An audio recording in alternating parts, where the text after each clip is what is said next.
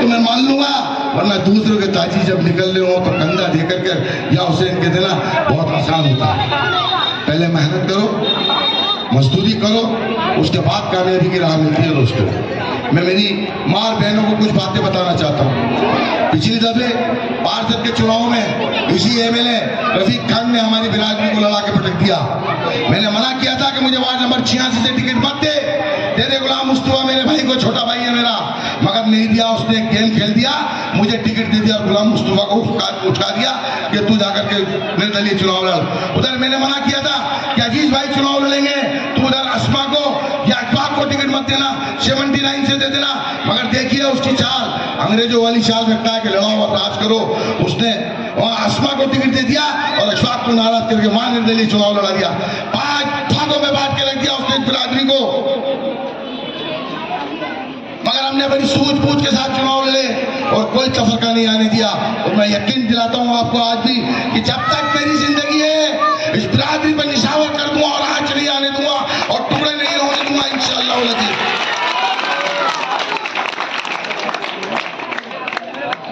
मैं आम आदमी पार्टी की सरकार की आपके सामने रखना चाहता हूं। दिल्ली में आम आदमी पार्टी की सरकार है, पंजाब में आम आदमी पार्टी की सरकार है।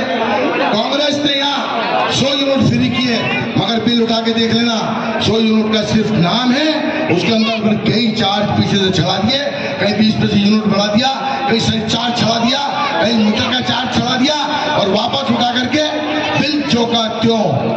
अगर 500 का आता था तो 500 का ही आ रहा है, 550 का नहीं हुआ। पानी बिल्कुल फ्री, बच्चों की पढ़ाई बिल्कुल फ्री, इलाज बिल्कुल फ्री। और इलाज के लिए हॉस्पिटल जाके लाइन लगाने की जरूरत नहीं है, हर मोहल्ले में एक क्लिनिक खोल दी।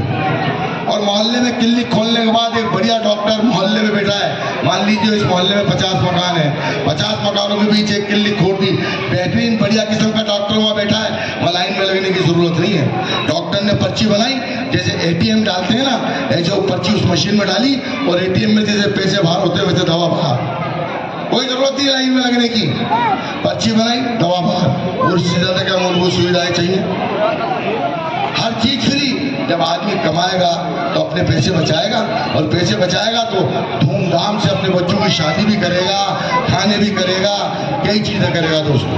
मगर अफसोस की बात है, कहते हैं ना इस कांग्रेस के पीछे भी ना हमें क्यों धोखे दिए हैं। एक शायर का शेर मुझे याद आ गया कि सच्चाई के आईने काले पड़ गए,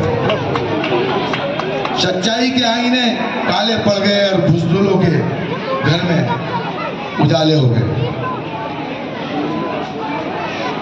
सच्चाई के आईने काले पड़ गए और बुज़दिलों के घर उजाले हो गए, और झूठ बाजार में बिकने लगा है, झूठ बाजार में बिकने लगा है, और मैंने सच बोला तो जान के लाले पड़ गए। था मेरे पास पैसे नहीं थे, मैं 30 करोड़ रुपए नहीं दे पाया, मगर मुझे उम्मीद थी और मैंने बहुत सोच समझ कर फैसला लिया है। मुझे फक्र है मेरी आवाम पर, और मुझे पूरा यकीन है कि अगर मेरी 25 साल की मेहनत आप लोगों के बीच में बड़ी ईमानदारी से हुई होगी, और मैंने अगर आपकी खिदमत करी होगी, आपके बच्चों के लिए काम करे होंगे, आपके लिए काम करे होंगे, तो इंशाअल्लाह अज़ीज़ मुझे जरूर आप वोट देंगे और विजय बनाएंगे। और जीत तो अल्लाह के हाथ है। वो कहते हैं ना मत इज्जत मंतशा मत जिल्लु मंतशा, इज्जत और जिल्लत का देने वाला परवरदिगार है, मगर अल्लाह कहता है मेहनत करो।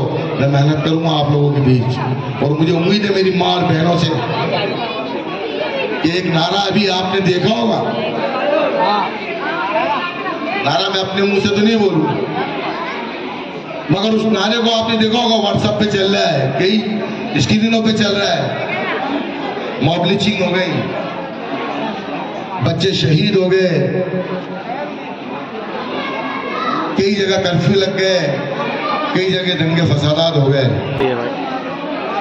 और चंद वोटों को हासिल करने के लिए अगर मैं अपना ईमान भेज दूं, मैं कुफ्र में दाखिल हो जाऊं, तो क्या आप मुझे अपना लोगे?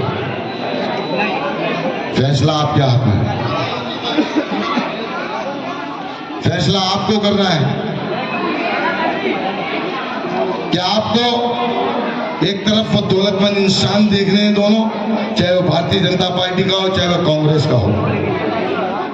मैं किसी कैंडिडेट का नाम नहीं बता रहा हूं, मुझे पता भी नहीं है अभी कौन कैंडिडेट आएगा दूसरी पार्टी से। एक आ चुका है आपके सामने, पिछले 5 साल आप भुगत चुके हो उसको। एक काम जरूर किया उसने बड़े प्यार से, आपने जब भी दावत में बुलाया हुआ चाहे भरे हुए दागोश मगर आ गया। किसी बच्चे की बिस्मिल्लाह भी हुई तो आ गया। और आपने अगर कोई काम बता दिया ना कि हमारे अच्छी हुए ढक्कन बड़ा बड़ा घराना, आप उससे ये पूछो कि तेरा घर बनी पार्क में, यहाँ से जाऊँगा 100 रुपये किराए के लगाऊंगा, जाने के 100 रुपये, आने के 200 रुपये, और फिर 4 घंटे वहाँ इंतजार करूँगा। फिर तुम मुझसे वहाँ से पूछोगे कहाँ से आए हो, कौन हो, फला को जानते हो क्या?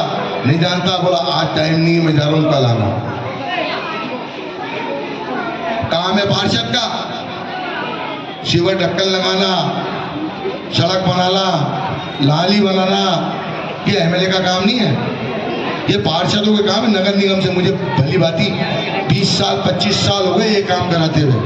ये तो पिछले 5 साल से है, मैंने पिछले 25 सालों से ये काम कराए हैं, नाली बनाना, सड़क बनवाना। और ये एमएलए का काम है कंधे पे हाथ रख के फोटो खिंचाना, दावतों में आना और तख्ती लगाकर चला जाना। तख्ती विधायक के नाम से मशहूर है। जहां तख्ती लगी है उसके नीचे खड्डे पड़े, जहां तख्ती लगी है उसके नीचे सीवर के ढकने खुले पड़े, जहां तख्ती लगी है वहां नालियां टूटी पड़ी हैं, और जहां तख्ती लगी वहां कचरों के ढेर पड़े। काम देखना है तो वार्ड नंबर 86 में देखना जाके। मेरा वार्ड नंबर 86 के अंदर 100 में 100 काम तो मैं भी नहीं कर सकता, पक्की बात है, मगर 100 में 90 काम भी अगर आदमी कर देता है ना तो बहुत दुआओं के काम होते हैं। और ये नलक, सड़क, नाली, बिजली, ये सब नगर निगम के काम है। मुझे बताओ विधायक के काम है उनमें से एक भी चीज दे दी क्या? कोई स्कूल दे दिया आपने?